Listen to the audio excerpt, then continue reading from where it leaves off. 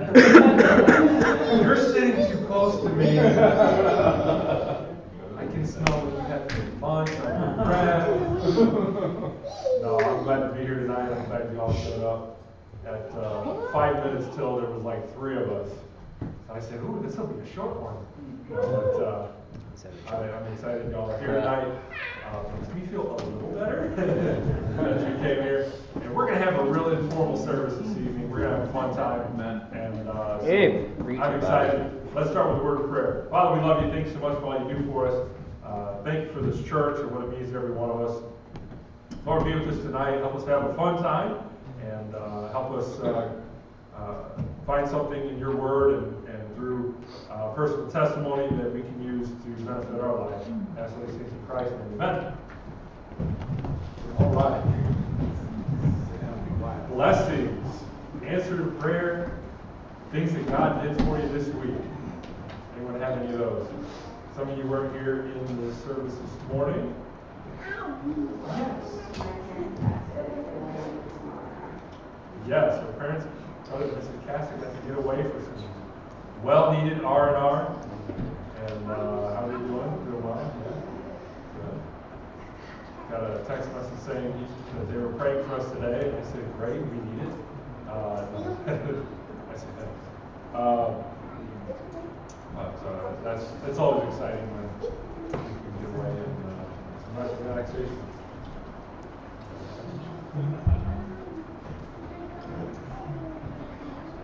We are going to what I want to do. Yep. A fantastic deal on plane tickets that I could not pass up. So all these brothers are out there as pastors, and $37 per way per person, flying directly to Boston. So that's just a 2-hour drive from Rhode Island.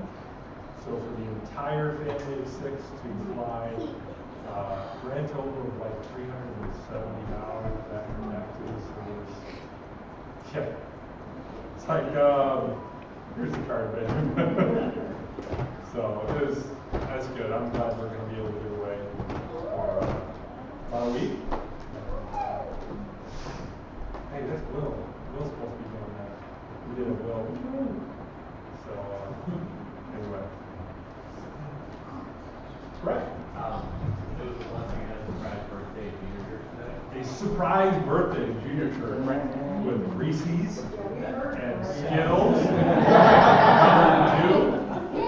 and when the kids came out, they were running circles, because I'm hearing they had like ice cream cake or something like that, which is delicious, don't get me wrong, but boy, those kids were wow. Oh, they're excited? Ooh, they have a lot of sugar? Hey, here's a horn! Yeah! Touche! Right! No, that's great. No, I'm so glad. That's awesome. When's your birthday? Tomorrow. There's someone else that has a birthday. You were telling me your birthday is the 2nd, your father's is the 5th. No, I'm the third. You're the 3rd, your father's the 5th. Right. Maverick's birthday is the 4th. So 10-4. Yeah. So that's going to be exciting. And my wife's brother, that's a pastor in Rhode Island, Paul Chapman, he's going to have his 40th birthday. So we're going to celebrate birthdays together, 40 and 1, and have a good time. So John. Oh, really? First time in over 30 years we haven't had a teenager. That's great. How's her leg doing from the fight? From the cat to the boot, so She's good. I'm right along. Good. Good. That's very good. Anyone else? Blessing, answer prayer. Randall. Well, I would say definitely realized how much of a blessing it was now that I found out all the children had ice cream cake that they all took naps this afternoon. And so I just realized how good of a blessing that really was. See, ours is the other way around. Wow. Remington took the nap. And these two were crazy. But, yeah, we got in the van, getting ready to head home, and Remington was out. Like, hey, looking in the mirror, he's out. What? Something's wrong here. And he's usually the one bouncing off the walls, unbuckling his seat while we're driving down the freeway. Yeah, great, awesome. Yes, hard-headed child. I hear it's hereditary. Brent, you have another one. I also won our work at a competition regarding trying to save money, and my group, I guess, won. We improved like 75% over something. We all got 230-piece tool set for free. So it was nice. And I get to see the church.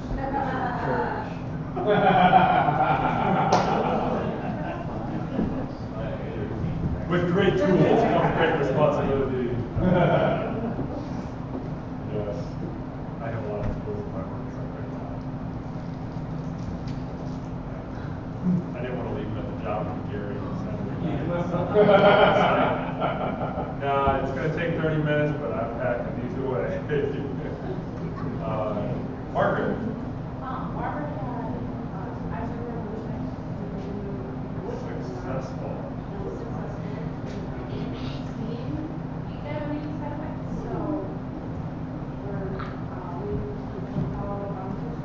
Awesome. No, second.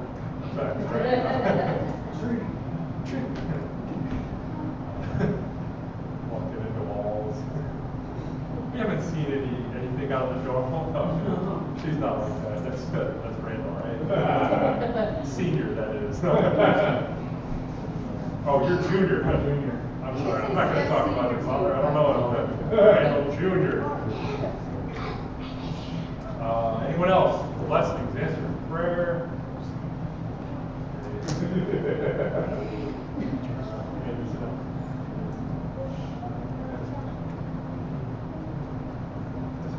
Praises, blessings, and answers to prayer. Okay.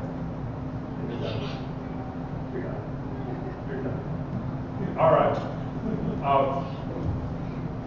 What a Frankie.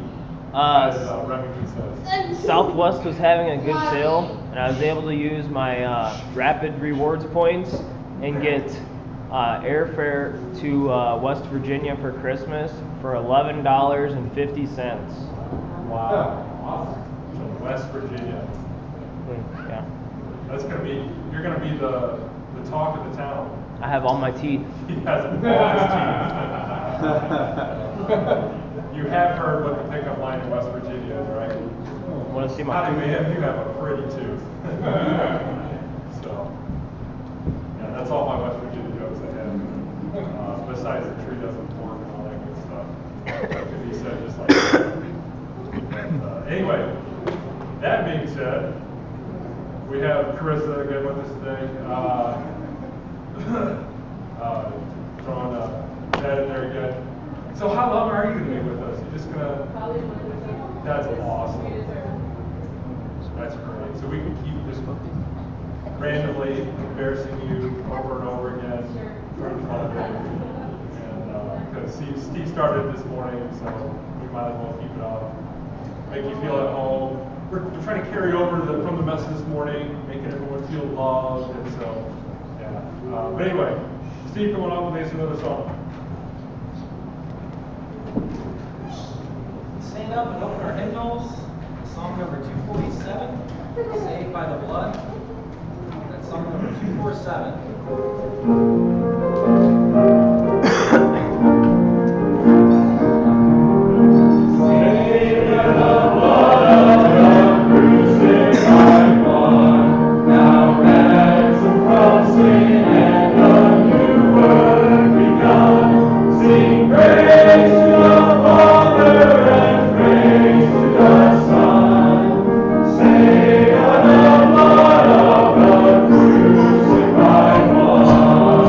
Say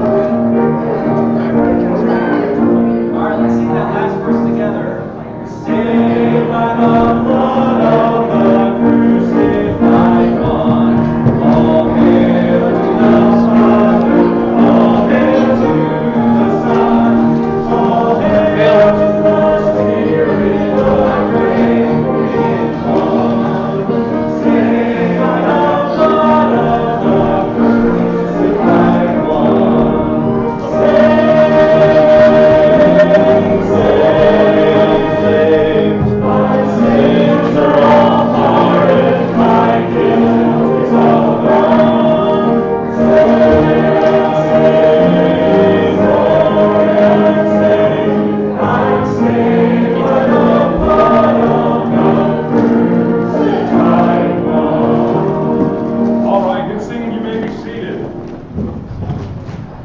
Boy, I love these songs we've been singing about being saved by the blood of the crucified one. That's great. Announcements. If you had, how many of you do not have a bulletin? You did not get one this morning? Raise your hand. And Brother Bobby will pass it out. Minus the children who just want to make paper airplanes. Oh, can you read? Wow. But yet it ends up in a paper airplane. So, might even end up in a paper airplane sometime. Squirrel, right? ADHD, here we go again. All right. October 15th, once again, just reminding you of these important days. October 15th, the shooting activity. Breakfast at 8:30 a.m. at the Rosewood Family Restaurant. October 16th, baby shower. Happy for the Furloughs. And they're going to have a baby girl. And the shower is on October the 16th at 4:45 p.m. right here at the church. And then we have October 23rd, the Harvest Bonfire Service, the evening service. Now this is the evening service. It's not going to be here. It's going to be at County Line Orchard. And we'll have a great time. If you want to bring stuff to roast marshmallows and s'mores, and you can put your hand out, then you can bring some if you want, and we'll have a great time of fellowship, hay rides, and all that good stuff. And there will not be one of us in a suit and tie. Hallelujah! All God's people said, Amen. Boy, looking around, I'm about ready to take mine off. Amen. This is the first Sunday in a while I've worn one. So I figured, I'm preaching and I'm better, but no, that's exciting. And then also, along with that same announcement, we have invite cards. So back table, I forgot to remind you on your way out this morning, but on the back table, make sure you grab some. We still have a couple of nice large stacks left. Grab a few, hand them to your neighbors, your friends, co-workers, and I know it'll be a blessing to them. So don't forget that. Also, announcement from Beth Bolton. Nursery needs 4 ladies. Have you had anyone step up yet? Yes? How many? We've had 3, so all we need now is one more. One more lady who would be able to help twice a month in the nursery, and a few of them Sunday morning to hold smaller babies, and that's exciting because then you get your baby fix in without having to have your own. Amen. Cheaper, and you get more sleep. Amen. So, that being said, I think that's all of our announcements.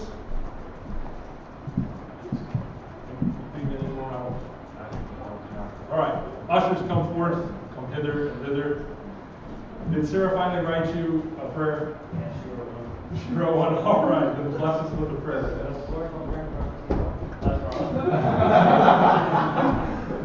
great. Father, let me ask your blessing to be upon the service tonight, contribute the offering, contribute the gifts, and get ready for Amen. If you were an Ohio State fan, I wouldn't say it, but he's wearing her sweater, so.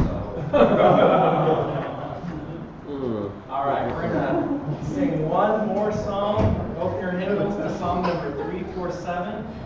When I Survey the Wondrous Cross, that's song number 347.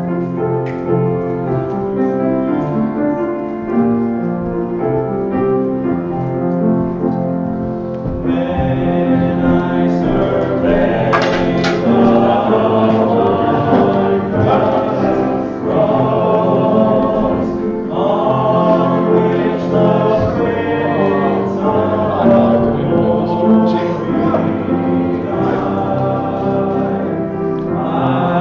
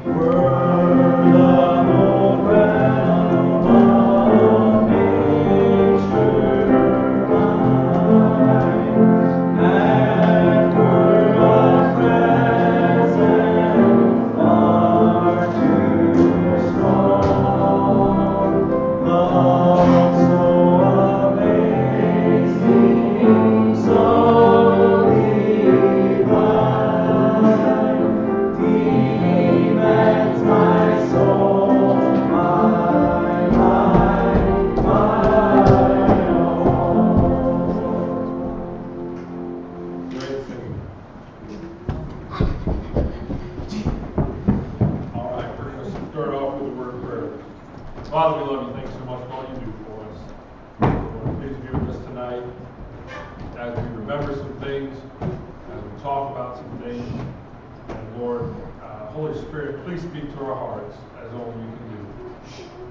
We'll be with Brother and Mrs. Cassina, give them strength as they're away, and please give them rest and relaxation and bring them back on Wednesday, Lord. We love you, and for loving us. Amen. Tonight we're going to have a very, very, very, very interactive message. I had a couple sermons all planned out, and at the last second, I felt the need to go a completely different direction. God didn't give me peace with either one of them. So the direction he led me is to talk about one of the points that we had talked about this morning is obeying God's plan. I'll just go over the bullet points from this morning. The 5 ways that we can strengthen our church and our families. 1 was praying. The 2 was the fact that charity never faileth, loving one another. 3rd was Jesus was a friend of sinners. The 4th is obey God's plan, and that's telling others about the gospel and teaching them, discipling them. And number 5 is a church is all about people, serving one another. Tonight, we're going to talk about the 2 things that most motivate us to tell others about Christ, to share our faith with each other. The 2 things that are the most influential. And sometimes it's not 2 things that we think about a whole lot. But I believe that it's the 2 things that make the biggest difference in what we do and why we do it. Turn with me, if you would, to Acts chapter number 9. Acts chapter number 9.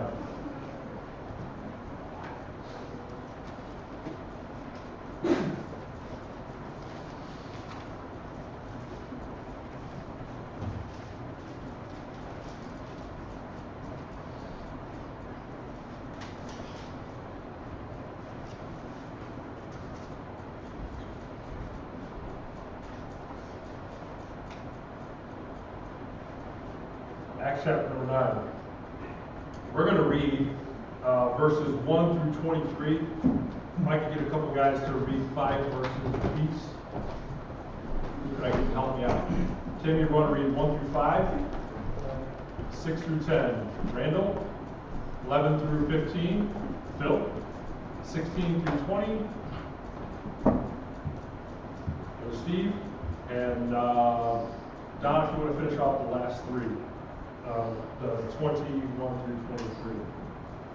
Go ahead, Tim. And Saul, as breathing out threatening and slaughter against the disciples of the Lord, went unto the high priest, and desired of him letters to Damascus to the synagogues, that if he found any of this way, whether they were men or women, he might bring them down to Jerusalem. And as he journeyed, he came near Damascus, and suddenly there shined round about him a light from heaven. And he fell to the earth, and heard a voice saying unto him, Saul, Saul, why persecutest thou me? And he said, Who art thou, Lord? And the Lord said, I am Jesus, whom thou persecutest. And his heart with thee began to prick. And he, trembling and astonished, said, Lord, what wilt thou have me to do? And the Lord said unto him, Arise, and go into the city, and it shall be told thee what thou must do. And the men which journeyed with him stood speechless, hearing a voice, but seeing no man. And Saul arose from the earth, and when his eyes were opened, he saw no man. But they led him by the hand, and brought him into Damascus. And he was 3 days without sight, and neither did eat nor drink. And there was a certain disciple named Damascus, at Damascus, named Ananias, and to him said the Lord in a vision, Ananias. And he said, Behold, I am here, Lord. And the Lord said unto him, Arise and go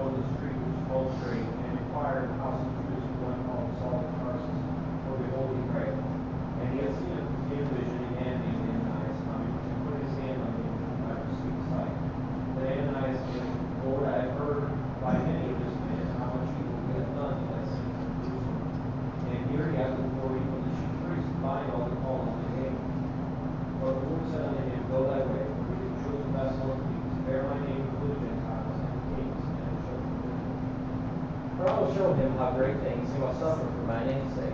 And Ananias went his way and entered into the house, and putting his hands on him said, Brother Saul, Lord, even Jesus, that appeared unto me in the way as thou camest, has sent me, that thou mightest receive thy sight and be filled with the Holy Ghost.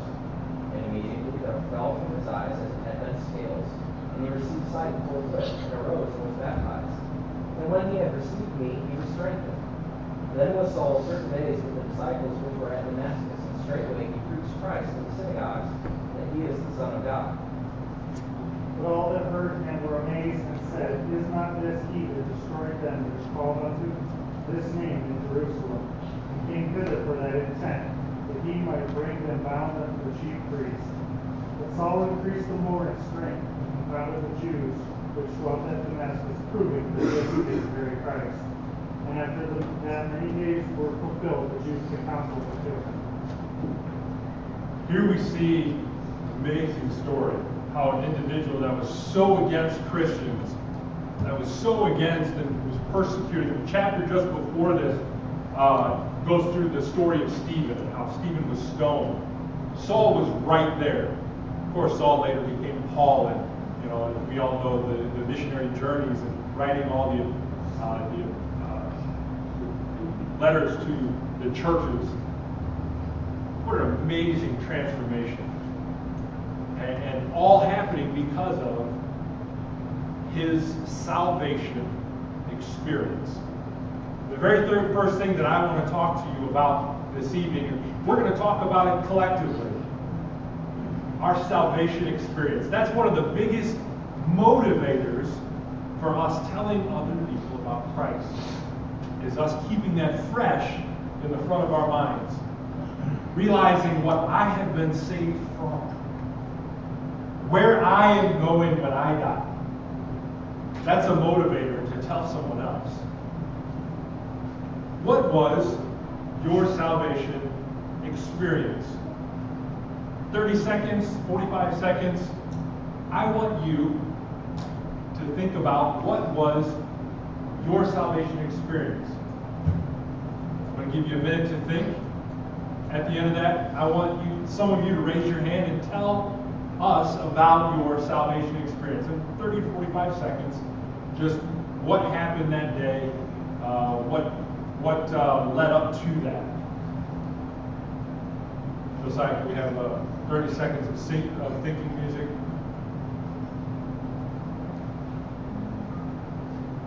Now that 30 seconds is up.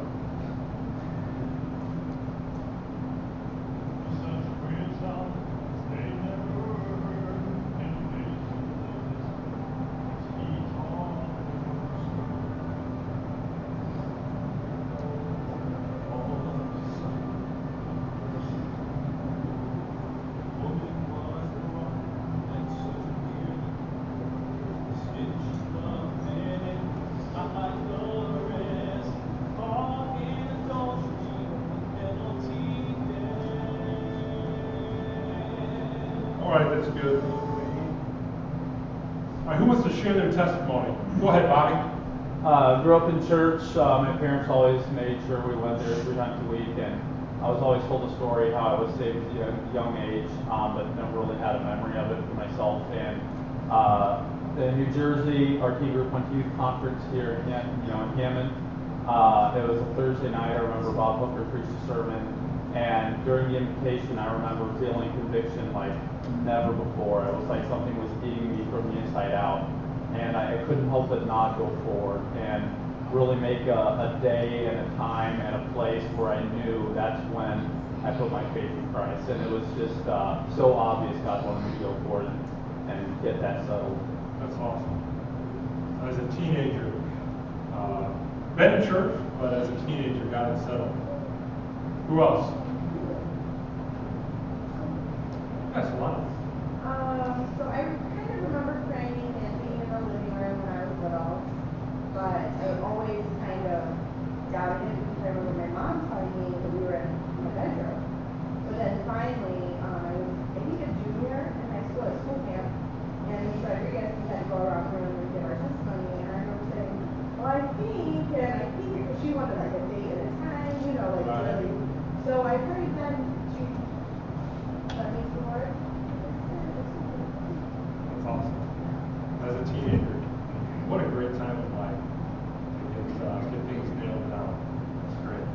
else? Little Randall? No? Randall Jr., the second. Go ahead. I remember getting saved young. I remember being in a church service. I don't remember date and time, but I do remember the event. I remember sitting back, and I don't remember the sermon. I remember that I didn't have what they were talking about at the end, and that I needed Jesus.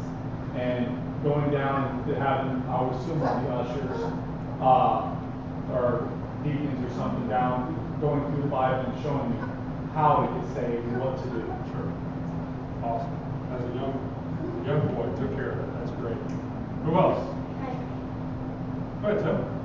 Hebrews 11:6 says, "For without faith it is impossible to please God. He that believes that he is must believe, believe that he is a rewarder of them that diligently seek him." I remember hearing a message on that at camp and realized that even though I have religion, I grew up in church, and I probably identified closely with Nicodemus from John chapter 3. But I didn't have Christ. I didn't have a relationship. And I didn't have faith. And so I realized then, like only the first time in my life that I had felt like deep conviction and realizing that I was unsaved. And fight home with it for a few days, and then the following Sunday, I just knew I had to go forward and see Christ. That's great. Took care of a teenager? Yeah, I was about 16 years old. Right on. Awesome. Awesome. Taking care of it as a teenager. That's great. One thing you said there, without faith, and this is something that we need to pass on to our kids. They can't live out their life on our coattails of faith. We have to train them up in a way to where they step out and they develop their own faith, what they believe in Christ. And many of us grew up in Christian homes and Christian schools, and I think that's the key fact, the key point that where a lot of our classmates have fallen by the wayside, and they wouldn't darken the doors of the church today and have it since they left high school 15 years ago. Because they themselves, even though their parents are great people, maybe they were deacons or Sunday school teachers at church, they themselves never created that relationship with Christ. They never themselves took time to develop their faith. And that's something we have to, that's a rabbit trail, that's free. No, great. Another person saved as a teenager. That's great. Who else? Go ahead, Amanda. When I was, I think, second grade or whatever, I got saved, and I remember getting baptized, and I remember getting saved and everything. But then when I was a teenager, I started doubting everything. I talked to my dad about it, and he basically looked at me and said, "You go swimming every week. I'm not going to say you are or not, you are not saved. That's all between you and God." So he actually sent me to my room and said, "Why don't you take some time with the Lord and read your Bible and get things settled?" So I got assurance of my salvation that night. Looking back, I know I was saved when I was a second grader, but it was just reassuring that, like you said, as a parent, he didn't get frustrated or embarrassed that he was weak and his doubting salvation, but he also so he didn't try and poo-poo it off, but at the same time he didn't. He let me and the Holy Spirit through me decide what needed to be done.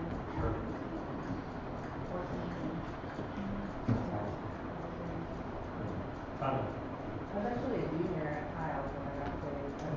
But a hooker preached a sermon about all the stuff Miss Hooker had done before they got saved. And it was the first time it clicked that up until that point, I hadn't been too bad to get saved. So it was pretty cool. That's great. I have my testimony. I got saved at the age of 4. I still remember kneeling down.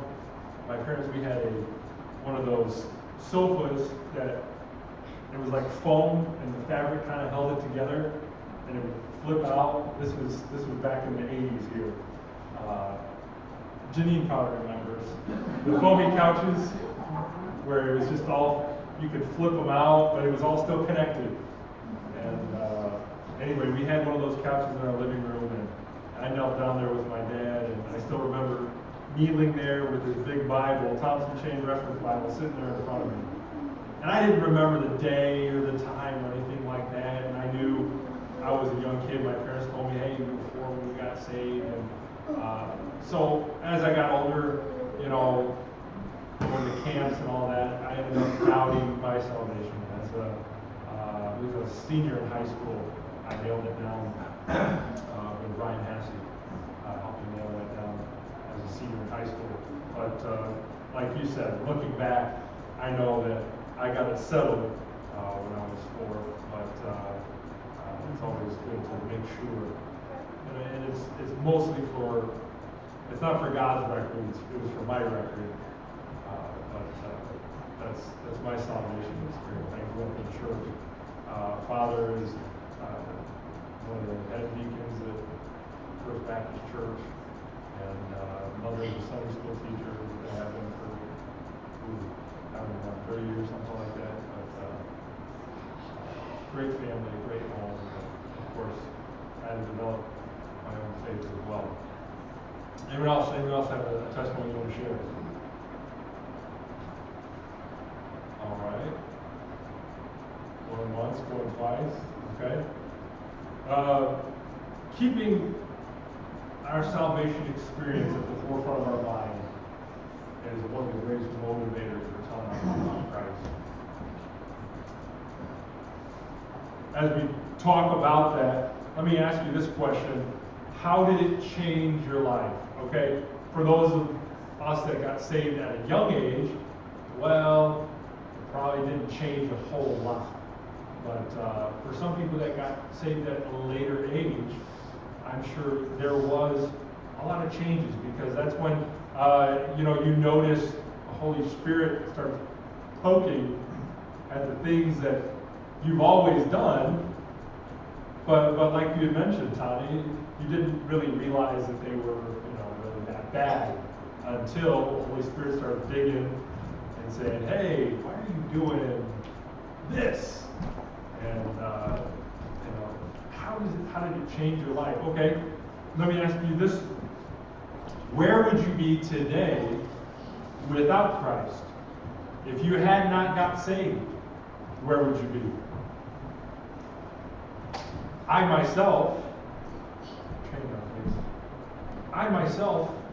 was motivated by sports in high school.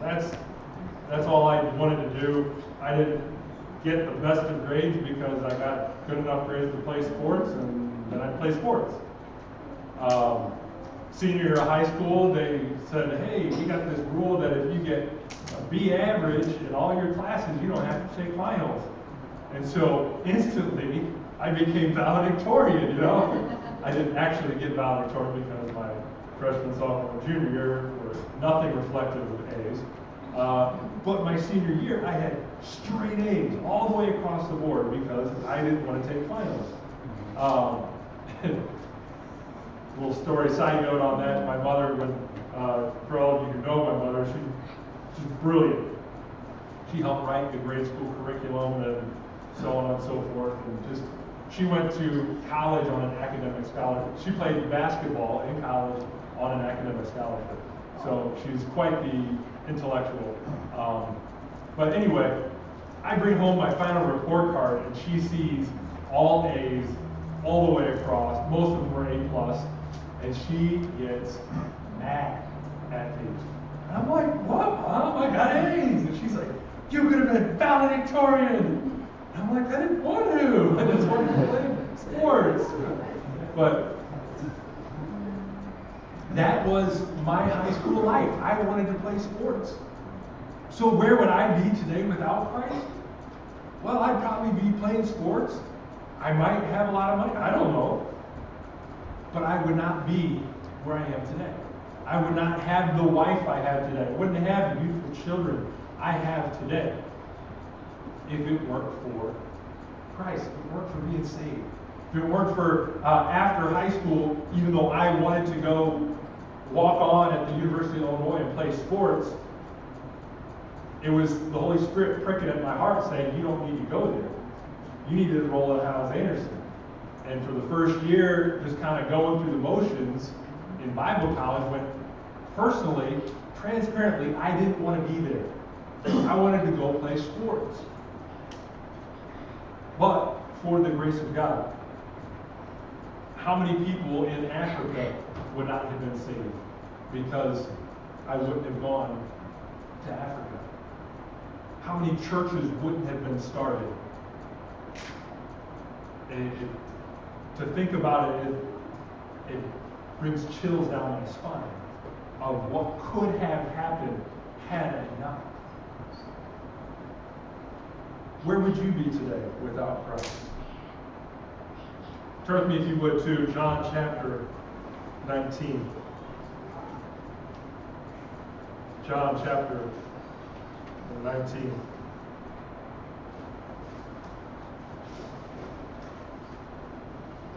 For sake of time, I will read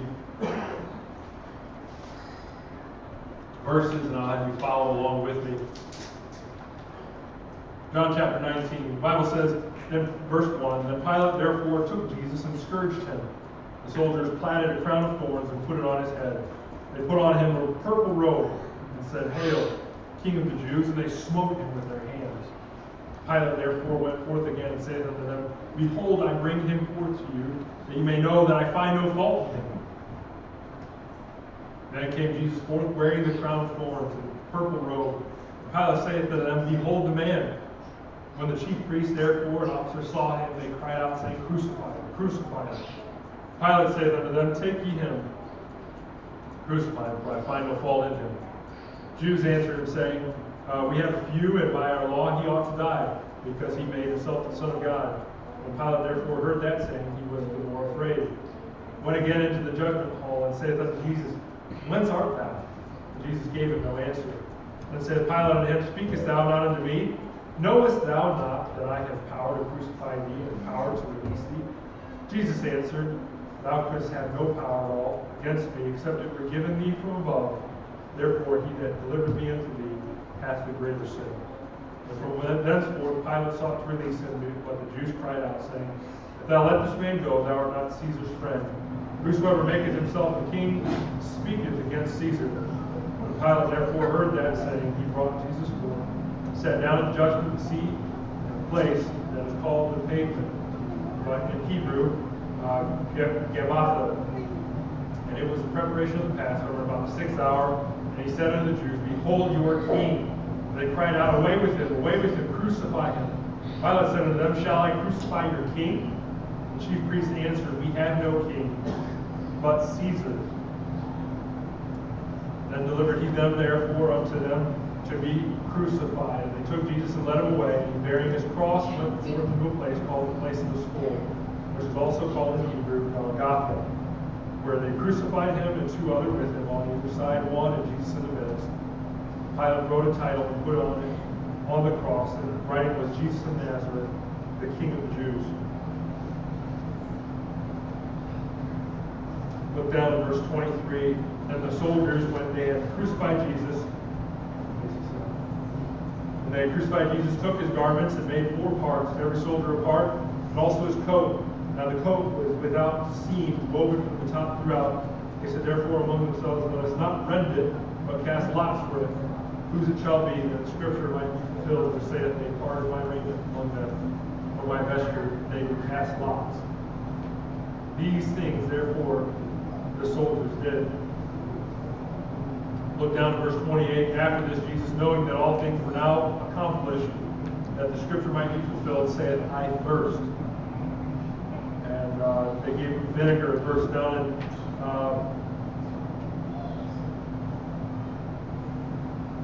in verse 33. But then they came to Jesus and saw that he was dead already. They brake not his legs. And one of the soldiers with a spear pierced his side, and forthwith came there out blood and water.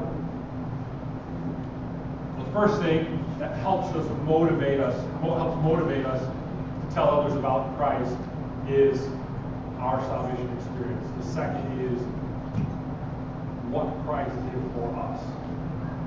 What he went through. The pain, the agony that he suffered for us. We read how, and this back the prior chapter how he was whipped with a cat of nine tails. I don't know if any of you have been whipped before, but besides by your parents, but we had that talk this morning.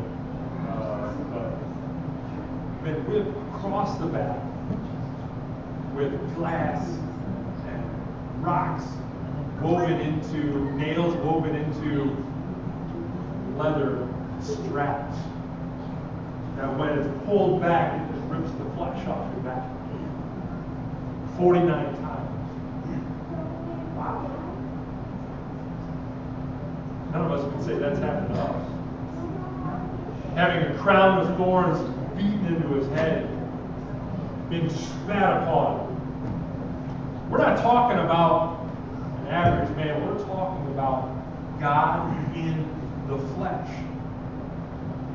You see what he told Pilate, you couldn't have any power to release me or anything unless it was given to you.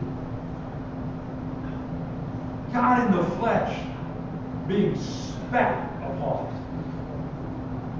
getting beaten, slapped in the face,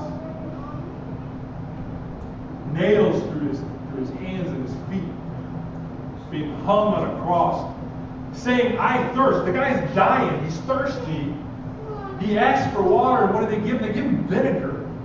How many of you have had vinegar in your mouth?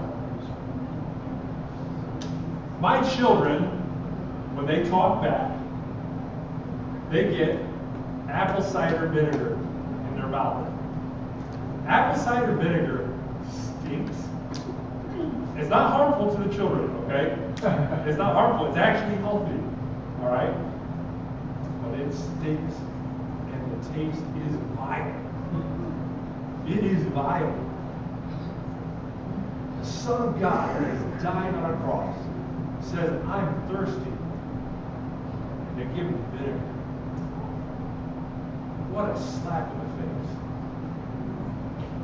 He's up there hanging on the cross. And what do they do with his clothes? They start drawing straws, casting lots on who's going to get the coat. All this for you and me. They said, oh, he's already dead, and so what do? They take a spear and pierce it into his side. He gets treated worse than an animal.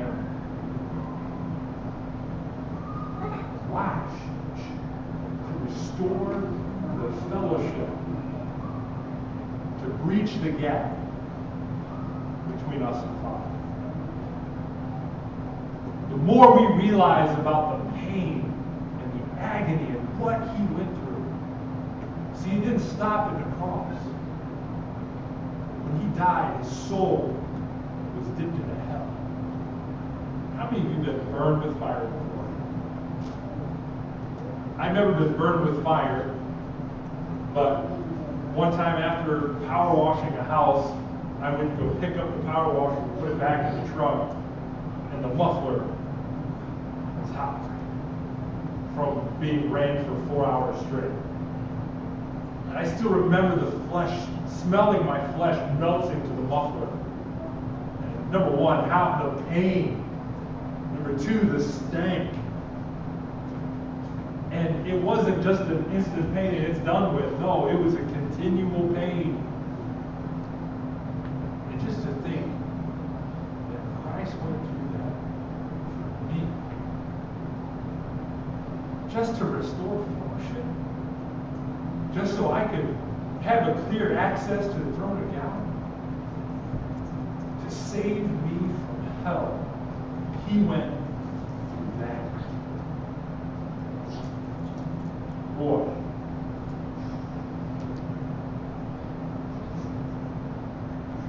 Remembering what Christ went through is motivating.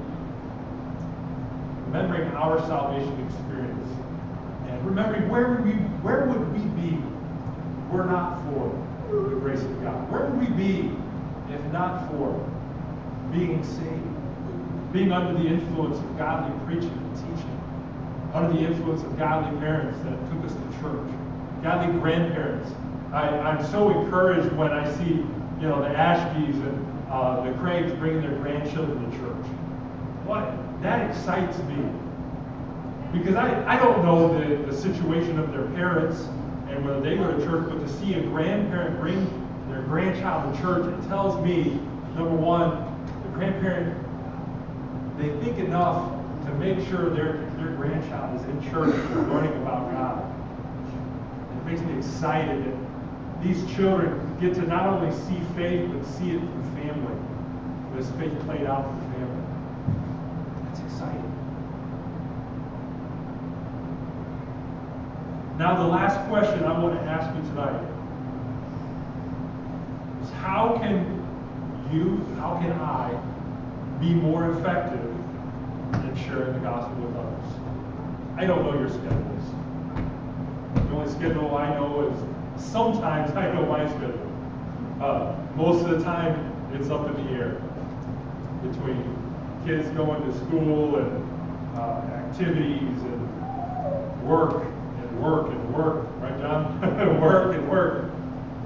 So often we don't know our schedules. But you know how your life operates. You know where you can find free time. You know when you're around people and you have proper settings to be able to talk to them about God. When you're around coworkers and maybe you get sent off on a side project with one of your coworkers, giving you the perfect opportunity while you're working. You're already going to talk. You're already going to have small talk that you're going to talk about while working. Why not make it about Christ? Why don't you share with him your salvation experience? And tell him, you know, I don't know where I'd be if it weren't for Christ. And this is what Christ went through for us. Not just me, but he went through it for you too. You know, what would you like to do with that information? Hey, do you want to put your faith in Christ too? That'd be an exciting thing. You know, he already paid for your sins. He already paid for it. All you got to do is accept it.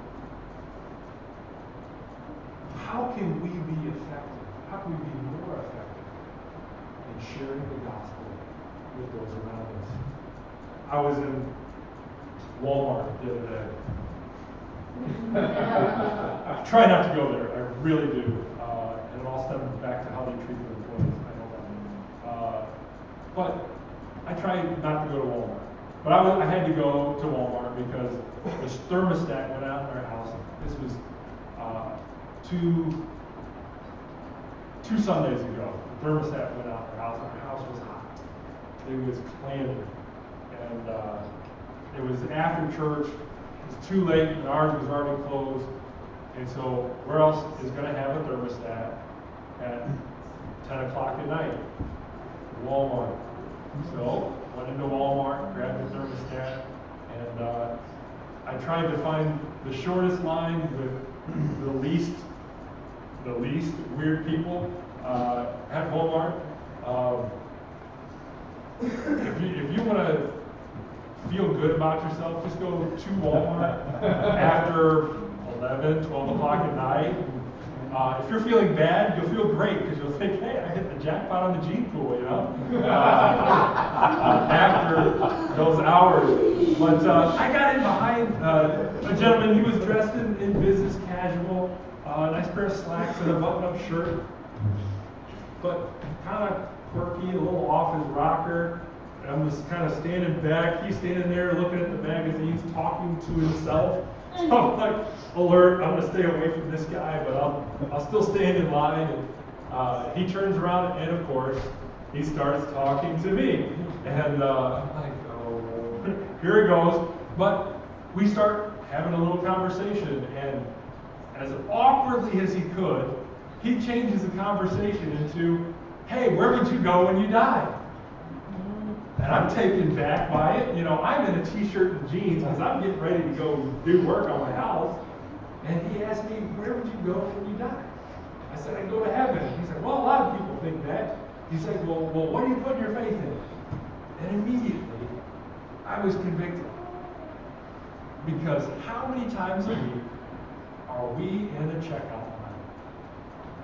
and we might give them a little head nod. We might say hi. We might say, oh, you got a cute little kid, or that's a lot of toilet paper.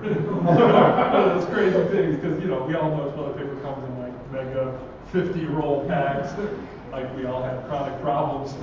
But, side note, squirrel, right? ADHD, here we go again. What was I even talking about? No, the gentleman in line, and immediately I was, and here we go again. No, immediately I was convicted, thinking, how often do I have opportunities to share the gospel with others, and I squander them? It didn't take much for that guy to ask me where I was going when I died. It didn't take much for him to strike up a conversation. And no one in this room was as awkward as this guy was. I tell you, not even Carissa. Everyone. I had to throw, that was for Steve.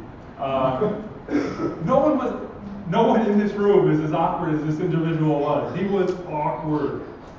And yet, he came outside. I don't know if it was the comfort zone or not, considering he was talking to the magazines before, but he talked to me about going to heaven. How convicted should we be? Very convicted. A guy he wasn't running anything in the church, because I asked him, I said, are you a pastor? Are you one on staff? Or he said, no, I just go to church. I don't even remember the name of the church. He said, I go to this church, and he said to me about 7 years ago, I got burdened, and so I try to share the gospel everywhere I go. And boy, that hit home. I said, man, how many opportunities do I squander? Just because I'm busy, I'm in a hurry, my house is hot, when all it takes is 3 to 5 minutes to talk to someone about God. Let's keep these in the forefront of our mind this week. Let's help this set our pace for the week. Let's keep what Christ went through on the forefront of our minds. Let's keep our salvation, our own personal salvation experience on the forefront of our minds. Put it on instant replay. Let it replay over and over and over and over again in your mind. That's when you'll start thinking of songs. You'll start humming songs. You have guys at work say, hey, I know that song. But you just cussed over there. Yeah, I went to this such and such church growing up, and I got saved. That's awesome. Just from striking up conversations with guys that I work with, I found out that 3 guys that I work with are saved. 2 of them went to Christian schools in the area. If you met them on the street, you'd never in a million years know. You'd never know. But being able to talk to people and reassure them of their salvation. Who's to say there's not another person out there that they got saved when they were 4 years old, or got saved at a young age, and you know what? They're struggling with that thought. They just need that remembrance, that reassurance. Back a couple months ago when I was out visiting on a Saturday, I think I was with Bill Perry. That's what I was with. We were out soul winning, and ran into a steel mill worker from out at the mills. And talked to him, went through the whole plan of salvation and said, hey, would you like to accept him now? He said, you know what? When I was a young boy, I was 8 years old. I did that right there. Thanks for talking with me. This helped reassure me. I'd been thinking about that, but when you said everything you said, you brought up the praying and asking Jesus to come into my heart, I remembered. He remembered all the details like a flashback. And it was just exciting to see his face light up about he knew, he just forgot. And we can be a blessing to others. And all this ties back into what I had talked about this morning. a foundation for our homes, for our church. So many key ingredients that can help with that. One of them is sharing the gospel, and doing it God's way, teaching them, after telling them about Christ, follow it up with teaching them what God has commanded us to do. Simple message. Hopefully it was thought-provoking for you. Wasn't as prepared as my other two sermons that I had, and one of them that I stayed up late working on last night, but it fit. It was exactly what I know what God wanted me to bring up tonight. Let that flow out through this week. Let God use you. You know, God wants to use us. I can only imagine what the angels up in heaven think about us here on earth. You know, they have these celestial bodies and the amazing powers that they have available to them, yet what one of them would give to come down here and tell somebody about Christ. And they can't. And we have that ability. Let's not squander our opportunities. We have many, and I want to challenge you because this is an area that I lack. This is an area that I have to work on and constantly push myself in because, to be quite honest, I don't like talking to people I don't know. I'm technically introverted, not extroverted. With people I know, I'm outgoing, but if I don't know somebody, I could stay put in my house. You know, leave me in a corner with a book and I'll be fine. So this is something that I work on as well. I have to push myself to get outside my comfort zone. Well, let's push ourselves a little bit. Let's find ways that we can improve how we share the gospel. The amount of times that we share the gospel in a weekly basis. If you share the gospel once on a weekly basis, that's awesome. I applaud you. I congratulate you. Let's try and find one more time throughout the week that you can tell somebody else. If you have an hour slot of time where you can go out and just find people on the street and talk to them, that's great. If it's just, I'm at the pump pumping gasoline and there's somebody next to me, you know what? Hey, here's a track. Let me invite you to our harvest service. Let's find ways to share the gospel. Let's allow God to use us. He already paid for the sins of the world. He's already paid for our sins. We've already accepted that free gift. Let's do something with it. Let's do something with it. Let's bow our heads and close our eyes.